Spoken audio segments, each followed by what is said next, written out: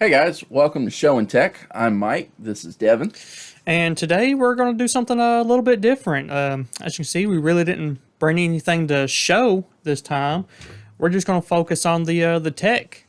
And if anybody was paying attention this last week or so, there was a big Apple event. Absolutely. Yeah, Apple released a lot of new information and upcoming products and things. So Yeah, and some updates and not so big updates. And I just figured we'll just talk about that today and just see what you think. kind of step away from our, original format and do more like a traditional kind of podcast breakdown sort of thing. Right. Yeah. So just kind of mix it up. Just like you said, just try something a little different. See how we like it. Did anything pique your interest in the reveals? So, honestly, one of the first things, actually, the first thing they put up did kind of pique my interest because it's like, it's that thing where I think we've probably all said in our lives, man, if I could just come up with like this thing that attaches the keys, I'd be freaking rich. Well, of course, Apple has finally did that now. Right. The AirTags. The AirTags, exactly. And the cool thing is it doesn't even just attach to your key. They've kind of taken their tracking software for their iPhones and iPad device tracking software and put it into the AirTag that can essentially attach to whatever you want it to. Right. Keys, USB drives, anything small that you might, kind of lose track of. Right. Yeah. I was actually I was seeing those and I was thinking about some just different uses that could be just off the wall uses for it. And I thought of a really cool one here. I'm gonna share with you real quick. Okay. What Sounds if good. what's something you do, like if you go to the mall or something, you forget where you parked. What if you just kept an AirTag in your freaking glove box? Well, that's a pretty good idea. I know, right? And then it's twofold. Like somebody stole your car. There's an AirTag Right, in yeah. it. There's an AirTag. As long as they don't find it, hide it under all that paperwork in the glove compartment, they're probably not going to pay attention to. Right. I mean, who's going to look in the glove box? But, even you could get one of those little key holders that you put under your car and, essentially put it into one of those too. Right. There's probably not a lot of people that are going to look at the frame unless they're actually breaking down the entire vehicle eventually. So, Right. yeah. So just a little quick, like how this actually works. What it is, it's a lot like the, what were they called? Tiles? Yeah. The little Bluetooth trackers, Right. That were like that. It's essentially exactly that. It uses, Bluetooth communication and also supports the ultra wideband frequency thing that Apple has in their iPhone Right. 11s and newer. And essentially, how it works is, let's say you had it attached to your keys Right. and you lost them like in the park or something. Okay. How that works is those little AirTags can connect anonymously to any iPhone that's nearby. It doesn't matter. And it'll essentially use that person's iPhone to transmit that location and send that information back to you. Right. And it's all Absolutely. completely anonymous. It's not sending like any, information to that person's iPhone that it's pinging off of. It's a lot like if you're using your phone and you turn the GPS off Right. and it still kind of knows where your location is. Right. It's because it's using something like it's pinging off of a Wi-Fi network somewhere nearby. Exactly. Yeah. Just because it's pinging off of it doesn't mean it's completely connected and sending data. Right. When we're talking about pinging, you think about really our devices ping off every single network it comes across. Because if you have the network, finder turned on your phone to find networks and Bluetooth and all that, it pings off those devices to pick them up. Now that doesn't mean it connects to it, but it just finds that device. Right. So essentially, when we have those turned on our devices, we're pinging off of every single thing that has that capability on it, even though we're not connecting to it. Right. And so the other part of that is that ultra wideband frequency thing that Apple has built into Right. some of the Yep. newer phones, is that Bluetooth connection. It'll get you approximately close to where it's at, and then that ultra wideband frequency takes over, and it'll pinpoint you right to Right. it, which is Absolutely. actually really kind of cool. Yeah, I think they said it'll take you like literally within 2 feet from it, and actually kind of give you like spatial Right, it'll start giving you recognition as elevation to and whatnot. like, is it close to the ground? Is it like up here? So it's pretty cool technology. And one thing I want to touch on too, me personally, I'm not a huge Apple supporter or user, Sure. but they do a lot of cool stuff. And the great thing about Apple is because of the way they build their products, they're just built to work. So Right, like if you get exactly. Apple, it's just going to work. There's not, it's not like, Windows and Android devices that can run into a bunch of glitches because they control the hardware and the software that's built for it Right, completely. they're on every single start, middle, finish point of Right. the, like you said, the hardware, the software, the experience, every single point of it. Right, absolutely. So now that we've gone off on that charade, Apple products just work. But the great thing about Apple, and one thing I will definitely give them, even being a other product user, is Apple will go to bat on privacy concerns. That's one of their top priorities and their top things, which is really good. And I wish we could get that from a lot of other companies, because of the fact that Apple treats your privacy like exactly like it's supposed to be. It's a right.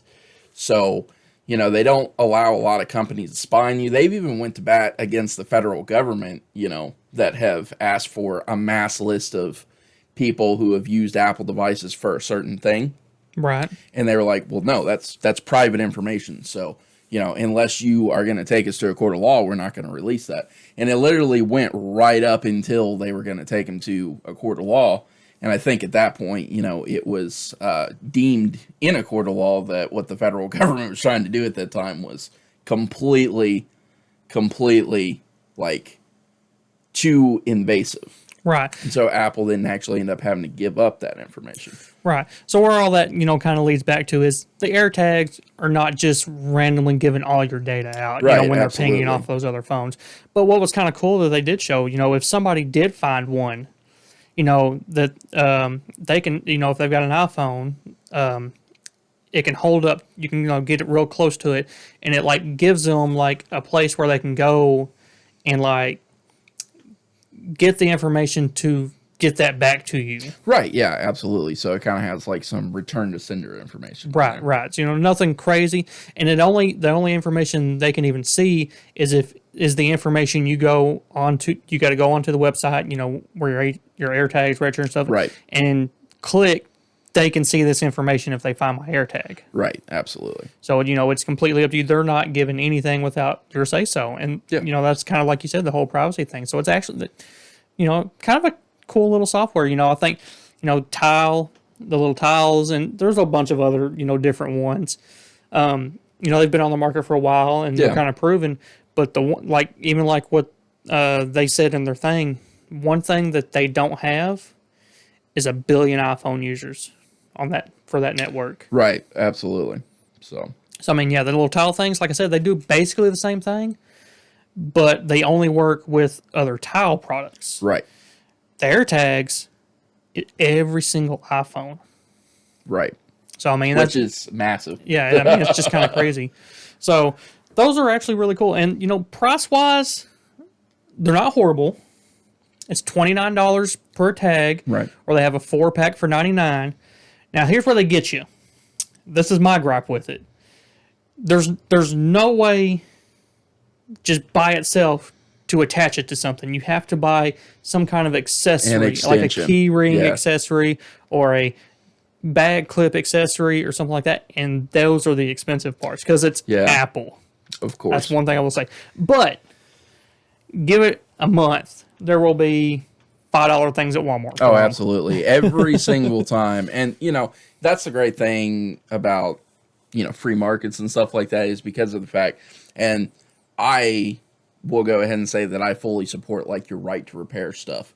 Because if you have one company controlling every single product and not allowing people to be able to manufacture other things, Now, not necessarily IP protected stuff, of course, and Right, that's one of the biggest gripes that companies have.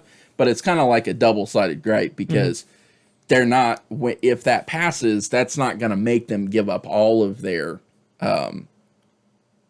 IP protected and legally protected stuff. It's just going to allow people to actually repair it, so you don't have to send something into Apple and then charge you, like $150 to repair your stuff. Right. And, on that repair note, those AirTags, they use a CR2032 battery, kind of like the little circle button battery things. And those are user replaceable. Absolutely, yeah. Normally you would just think, oh, yeah, that's duh. But this is Apple we're talking about. Yeah. That's like a huge milestone. Absolutely. It's really amazing that Apple actually incorporated something like that, because usually every single piece, like we were talking about, is controlled by Apple and their product. And so even batteries and things like that in the past, if you've, opened that to replace something, that's traditionally voided your warranty. Right. And so it's cool to see them kind of start stepping out of that zone and stepping away from kind of their archaic views of, no, you don't touch this, we touch this. Right. So, yeah, and, it's like, you don't have to, let everybody have, like you said, everything. But as long as they hopefully keep kind of stepping in that direction and making it, where, actual, like, authorized, repair shops can actually repair stuff. Which, I mean, they do have, at this point, but there's still a hefty fee for that, even through authorized repair shops that aren't technically Apple shops. So yeah, hopefully that gets better. Yeah. So yeah, those are really cool. Let's get a really small one out of the way. There's a purple iPhone 12. Yeah. That's it. Purple iPhone 12. Purple iPhone 12. That's it. And one thing next topic. One thing I have to say about Apple is they can make a seemingly simple product look absolutely amazing. I mean, their marketing department is like the best marketing department I've ever seen in technology ever. Yeah, they do a great job. I mean, if they didn't, it wouldn't be Apple. Yeah, exactly. So, let's move on to the next thing. Let's talk about the iMac. iMac. Okay, so I was actually pretty impressed with the iMac. With their new chip technology that they're coming out with. Yeah, that M1 chip, that they recently put in their the MacBook Air and the MacBook Pro. Yep. Because they're moving away from Intel.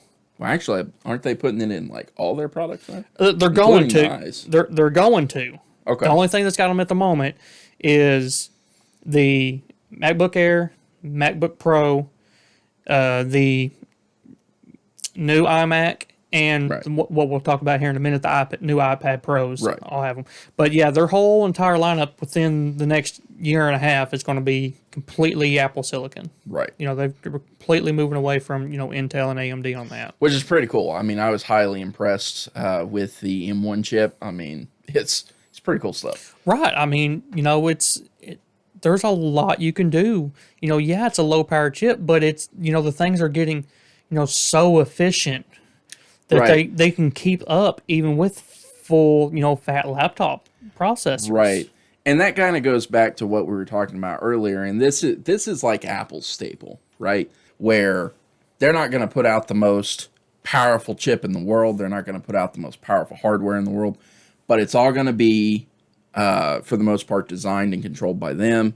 And it's going to work together really well. And it's going to, it's just going to work. Right, exactly. It's not going to have a lot of catch-ups. It's not going to have a lot of failures because they design their stuff really well. And one of the costs of that is not having like maybe the most powerful product, but it works out in the long run. Right. So, but let's talk about the design a little bit. They haven't redesigned the iMac in like 10 plus years. It's been a long time. Like so this one, if you've seen, the recent iPad Pros or like the new design, kind of real thin, squared off real good, just blow that up. Pretty much. I mean, it literally looks like it looks great. Which, the bigger screen is great too. Yeah, it's got a bigger screen. A 24-inch screen. Yeah. 4.5K on the resolution, Yep. which is amazing. I mean, honestly, and when Apple is geared a lot towards workspace as well in the graphic design, you know, Photo editing, photo audio editing, editing. the audio editing, art editing, I can't think of it right now, but the computer graphics generated CGI stuff. Having a higher fidelity screen as well as a larger screen is, way better for that workspace area, Right. which is a lot of what they gear to. And so to have that big of a screen that's basically like a tablet on a stand is really nice. Right. I mean, it looks beautiful. Right. And connectivity's not too bad. The base model only has 2 USB 4/Thunderbolt 4 ports. Right. The power brick is external now, Yeah. which is why it can be so thin. Really cool. So the power cord just connects magnetically. Right, which I thought was really cool. I wish, a lot of things would go to that, especially in like your charge areas, because, we all plug in, unplug our charge cords. And so to see the magnetic stuff kind of stepping forward is really nice. I hope a lot of stuff goes to that. Yeah, Apple used to do it back in the day and they quit. And Yeah. that's, glad they're bringing it back. So now you go up to the next model up. You get 2 additional USB-C ports, Right. so for a total of 4. That external power brick adds a Ethernet adapter into the power Right. brick, Yeah. so that was cool. And then the keyboard adds the Touch ID on the next model up. So, like the model to get is not the base model, No. which is No, not by $12.99 any for the means. base model. But the next model up is the one to get because you get the extended connectivity, you get the Ethernet in the power brick, Yep. and you get the Touch ID on the keyboard, and that's $14.99. So that extra $200, and you get an extra graphics core on the M1 processor. Right, I don't know how absolutely. much that would help, but I mean, it helps, I guess. But everything else is honestly probably going to be worth that $200. Yeah, I mean, in all honesty, when you talk about it, I mean, just the biometric scan alone, a lot of those systems, when you professionally install them, will cost you around like $200 or more dollars. I mean, Right. professionally installed is probably going to cost you around $1,000. So, and we've seen over the years that biometrics is making more of an entry into the cell phone area, the computer area. Yeah. A lot of that goes. So, yeah, it's really cool to see kind of the biometrics come into it, and that alone is worth the $200. And then, you also get the Ethernet built in and the extra connectivity space. So it's, it's definitely worth that $200. Right. And it comes in 7 colors. The base model, I think, Right, is of 4, course. but 7 colors. The keyboard, the power brick's color match, the keyboard's color match, the air mouse thing is color Right. matched. Those touchpads they have are color matched. So I mean, it's kind of cool. I You mean, can definitely call Apple the artists of the industry. Yeah, exactly. So I think that was really cool. One thing I've seen a lot of criticism about the iMac on was the chin. On the bottom of the screen, the chin, Yeah. which I didn't think it was that bad. I mean, because a lot of LCDs have went to having, such a sleek, small design, and they don't have like this big gap down. It's kind of, it's not really, I guess you would say it's not really necessary. A lot of people like the more sleek design. So, yeah, the chin kind of gets in the way. They just want to see the screen. But at the same time, that's where the motherboard and stuff's in the Right. chin. The speakers are in the chin. Your other your power components are in the chin there. right. So I mean, you can't get that thin of a device without having somewhere to put that. Right, and that's the next thing that I was going to touch on is because that is there because that's where they house their components, including the new speakers that they put in it, which look pretty good for screen Right. speakers. I think a lot of people were probably just wanting maybe it to be a little bit thicker so you could put everything behind it, like they do on phones, Right, and get more screen real estate. true enough, but at the same time, I mean, beggars can't be choosers, it can can they? go. It can go right. Well, it can go either way. Some people you're never going to please everybody, right? And Right. so some people are going to want that super ultra thin, and then other people are gonna, want the, no space down here. So you can't please everybody. You Right. got to do something to house that extra hardware. You got to house it somewhere. So Right. Well, you ready to move on to the next one? yeah, let's go. All right. So the big daddy of the presentation, the new iPad Pro. Right. They've got that same Apple M1 chip Right. in the iPad now. Which is good. It's nice to see that they're taking their big architecture and moving it across all their products. Right. Because, I mean, yeah, we're not going to see Mac OS on an iPad. Yeah, no. Well, I don't know, maybe. But I don't Yeah. think we're going to. But, I mean, look at how closely those lines have been blurred, though. Because, Right. I mean, iPad OS is so much more desktop-like now. Right. And then, with the MacBooks and the iMac having that same M1 chip, which is, run on ARM just like the iPhones, Yep. those desktop computers can run all those Apple apps and Right. stuff like that, that were on the iPad and on the iPhone. So, I mean, those lines are just getting so blurred now. So, you've basically got that MacBook Pro portable, iPad Right. Pro now. And of course, that goes into their connectivity service as well, where you can do everything across from the iMac to the iPad down to your iPhone. You can Right. pick up and go wherever you're at, start something on your phone, move it over to your iPad and finish it there. And then when you get back to the office, you move everything over to the iMac and just continue everything you're doing. So you're right, those lines are being blurred. I don't know, maybe we'd eventually see like iMac OS across everything, but at this point, I don't think it's going to happen. Right, probably not. But, I mean, it's so close to that, though. Yeah, It's and so it's close. it's really cool that they've done that they've streamlined their architecture and made it interact with all of their products. It's a Right. really awesome feature.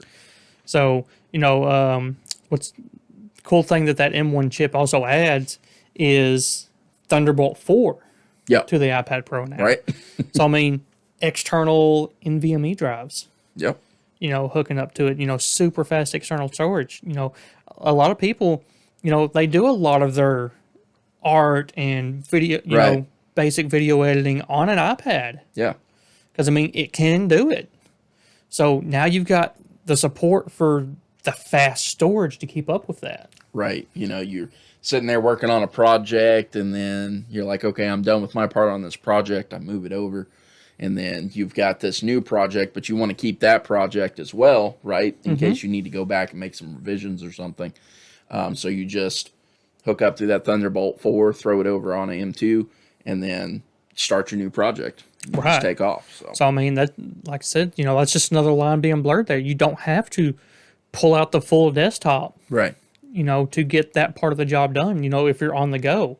If you're at home, yeah, you've got your desktop, to work with. But, like, if you're going, traveling and, needing to do, Right. some editing and work on the go, you've got so much better options now. Right, like if you're a travel blogger or something, or Exactly. like a food blogger, and you travel around to You can a keep, bunch of different you can places. keep a Thunderbolt high speed storage external drive, Right, and have that extra, sense of security, and know that you're not going to run out of space on, your iPad or something now. that's a pretty good point.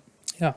So the next big thing, now there's two iPad Pros. There's the 11-inch and then 12.9-inch. Yeah, Now, pretty much specs for spec, they're almost identical. But the 12.9-inch gets one little trick up its sleeve over the 11. It's got that mini LED display. yeah. Oh, yeah. Okay, that just recalled it to my brain. Thank you very Yes. much. That was definitely one thing I wanted to touch on because that, in and of itself, is a game changer. Right. Because, I mean, you're just barely seeing that hit TVs. Yeah, Because, normally a lot and of the times, clarity of that stuff is amazing. yeah, it's extremely close to OLED, Yeah. TV clarity, or, laptops, for the last year or so have started getting the OLED screens. So if you've seen that, think that on this iPad, but with mini LEDs, you don't have burn-in issues. Yep. And this thing gets bright. We're talking 1,000 nits. for sustained brightness with a 1600 nit peak brightness. That is bright. Yeah, it is. So, I mean, you can imagine.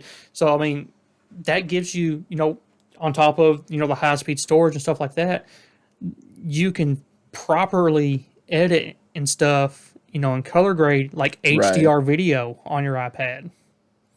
Yeah, it's pretty cool stuff, man. Like, just the fact that they've made it so close to their their iMac format, giving it as much visual clarity and color clarity as that has, so you can do so much of your work on the go. I mean, honestly, I was pretty blown away by it. Like, it looked really good. Here's my kind of like what how we got here. Apple had that Pro XDR display last year, right? Like that super high res, super bright monitor, which was awesome. Yeah, but ungodly expensive. And then you got the new M1 MacBook Pro.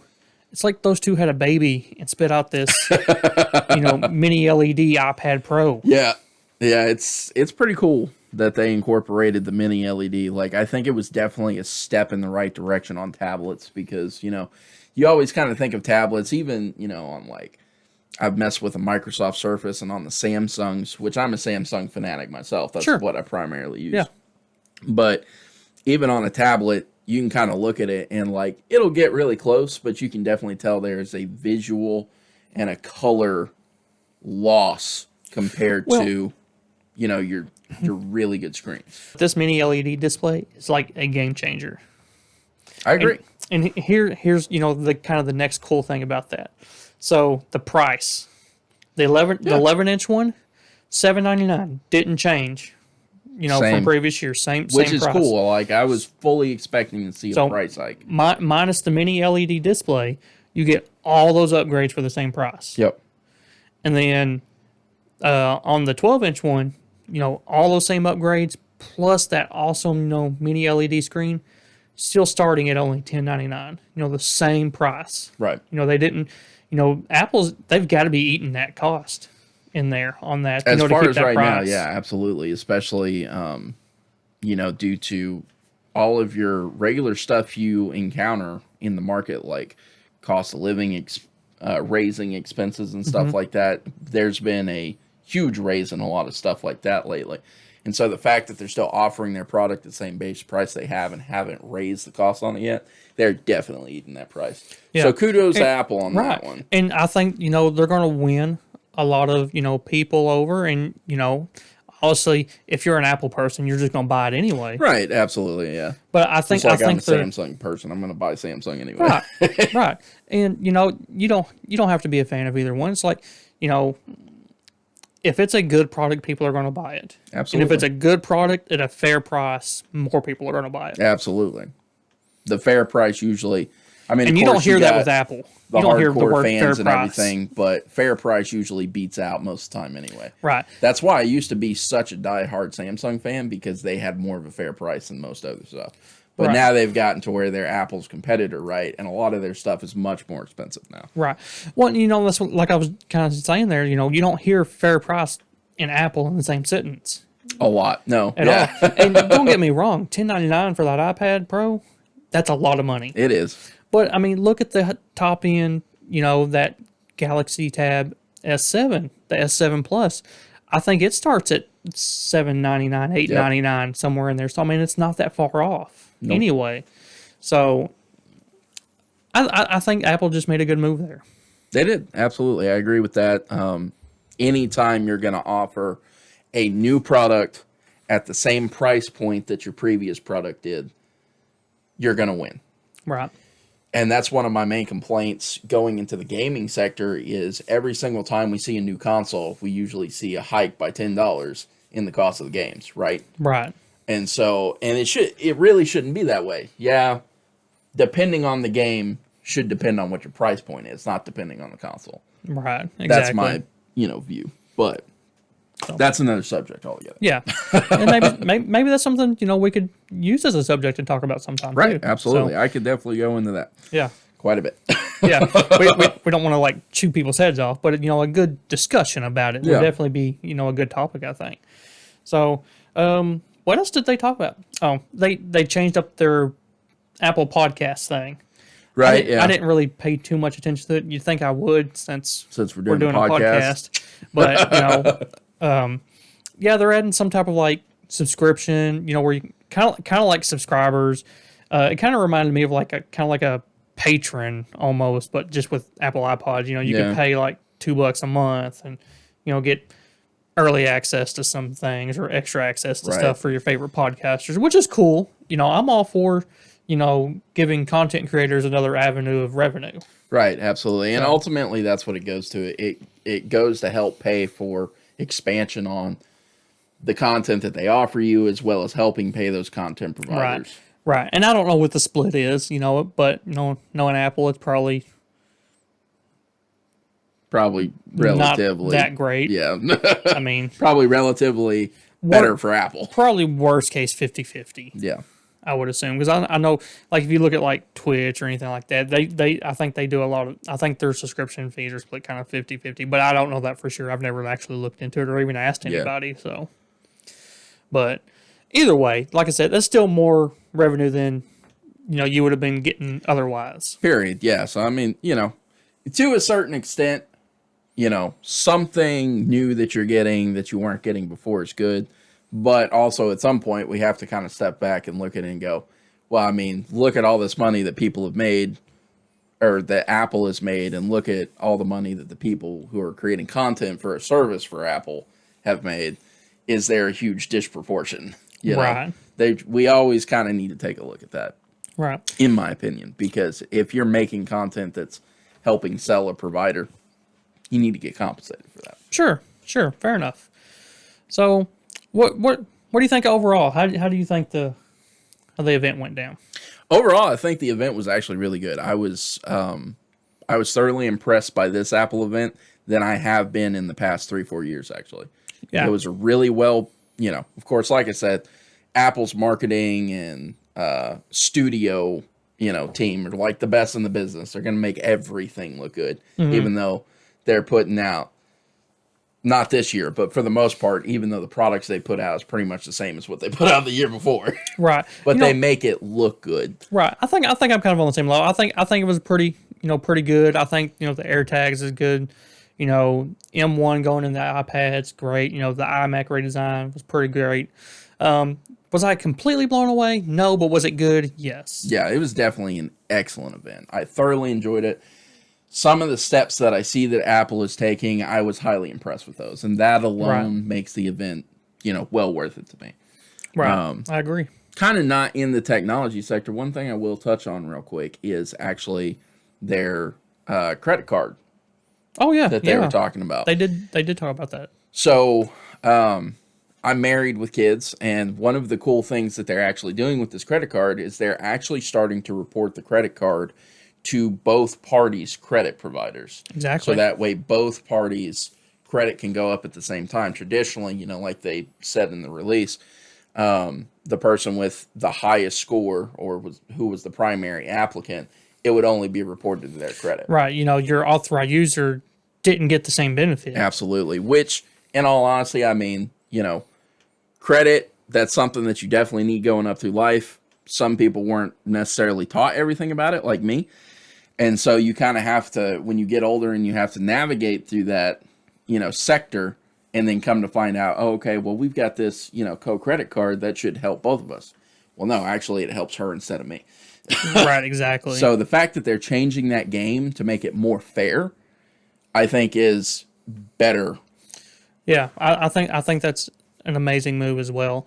And I also kind of liked the how you've got like the you can do the family subscriptions on like Apple Arcade Right, or yeah. YouTube Premium. You can share that with your whole family. Stuff like Absolutely. that. They're doing that kind of thing. You can share that whole card with your whole family. So like if you're you've got an Apple card, and you got your iPhone, your kids have iPads, you can set up they essentially called it an allowance. Right. Through Absolutely. there for each member on there as well on your family account. So I thought that was kind of cool. And too. I don't know 100% for sure, but I think they even go so far as to, if you request extra cards, they'll ship extra cards. Yeah. So like if your kid, let's say your kid just graduated from high school and they're going off to college, right? You're like, okay, so, you've got this grant and scholarship or whatever. So here's a card. You're going to have a spending allowance of $500 a month. You use that for your food, your gas, whatever, use it wisely. Here you go. Yeah. And then they just take it off and it's tied to your family account. And there's obviously there's other options that are similar to that and do the same Right. thing. But, this is kind of, again, it's Apple. It's all in one place. Right. Now, one thing I haven't researched that I would be interested to find out going into that sort of scenario is, would it help build your child's credit? I wondered the exact same thing. Because I'd if imagine you have the family subscription, would it help build the credit for everybody who's tied to that family subscription? Yeah, I kind of wonder the same thing. Huge game changer. Yeah, because you could just set your kids up for success at that point. Absolutely. Like I'm like you. Like I understood how to get the credit. And my dad taught me a lot about that stuff. So it's like as soon as I turned 18, I grabbed a card. Right. And started building my credit. So, but I had to do that on my own, figure all that out. Your parents can help you kind of walk through that. But sometimes, what if they're not as knowledgeable about it either? Right, absolutely. See, that's kind of my case. Like, my mother was highly, highly adept in credit. Like, her credit was amazing. She always kept it really well. But unfortunately, she never really passed that information on to me. I've been told you keep it down to the 28 to 30%. That helps build it. You pay it every month. Right, so it shows you're using it, but you're not maxing it. Right, stuff exactly. Like that, yeah. And so, I got a card and I started doing that and my credit started building. And then it came to a point to, where I got married. And so I canceled that, paid off the debt, canceled that card off, and we got a joint credit card, right? Mm-hmm. But it doesn't report to my credit anymore because she was the primary applicant. Right. So this would have been ideal in that situation because it would have been building both of y'all's credit at the same time. Absolutely. Yeah. So yeah, that's pretty cool too. Yeah. I forgot all about that. So yeah. I just thought, I thought it was really nice. It's nice to see them kind of changing a system that's been implemented for so long for a fairer outcome. Right. So, but yeah. No. Like you said, I think it was overall a great event. And, absolutely. I was highly impressed with Apple on this one. I like a lot of steps they're taking. Yeah, and I hope they just kind of keep taking those same steps in the same direction. Right, going forward, and that would be great. There's been tons of times we've seen a company make a step in a direction to help make something better, and then they end up doing a 180 on the next product, and it doesn't come out as good. Yeah, exactly. Yeah, I think almost every company is guilty of that, but some are definitely far worse than others. EA. Sorry. So, all right. Well, great. I think we kind of pretty much covered everything today. Yeah. I hope y'all liked the little breakdown. Hopefully, maybe we can do a couple more things like this. I kind of like how this went today. I felt like we had a lot more conversation. Yeah, absolutely. There was a lot more conversation, and in all honesty, when you get into a breakdown an event, there's usually a lot more content too, right? Exactly. So like on a normal basis, we bring our two things, and we love talking about tech. That's why we do that, right? So we're still going to continue to do those where we bring our little things and we talk about them. But when you get into breaking down an event, there's a lot more content to unpack, and there's a lot more cool things that you get to talk about. Right, exactly. So, tell us what you think. Know. Absolutely. Yeah. Of course, always hit the subscribe button. If you haven't already, hit the notification bell. Yep. Leave us comments. Let us know what content you like, and we'll make more of it. Hit that little thumbs up down there. Give us a like. Absolutely. And, I guess we'll see you next time. Peace.